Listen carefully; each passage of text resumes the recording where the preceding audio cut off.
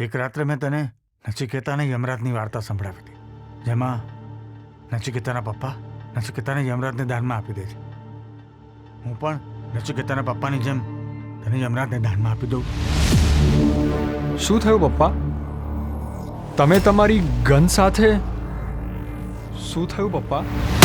તમે ચિંતા ના કરો, બધું સારું થઈ જશે.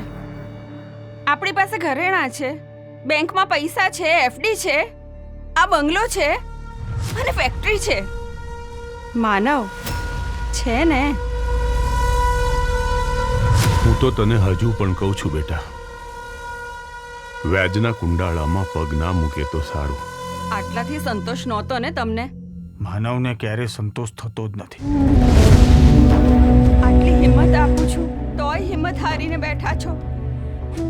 આટલું સમજાવું છું તોય તમે સમજતા નથી. માનવ, મારા માથે કાળ ભમે છે દેવી.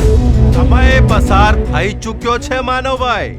હવે હિસાબ ચૂકતે કરવો પડશે, અને તમે હવે હિસાબ ચૂકતે નહીં કરો ને તો અમને વસૂલ કરતા હારી રીતે આવડે છે. હો,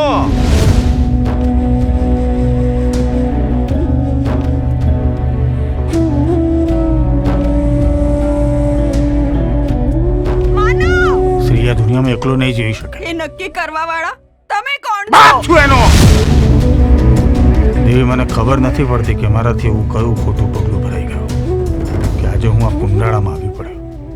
હવે મારાથી આ કુંડાળામાંથી બહાર નીકળી શકાય એમ નથી, અને એમાં જીવી શકાય એમ પણ નથી.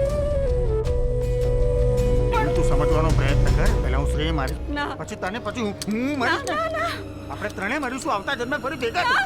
આવતા જન્મ નહીં, આ જ જન્મ. આવતા જન્મે ભેગા ના, થવા ના, માટે આ ના. જન્મે મરવું જરૂરી છે. જો તું વચ્ચે ના પાડ. ના. બે હાથ મારી જોડી. વાત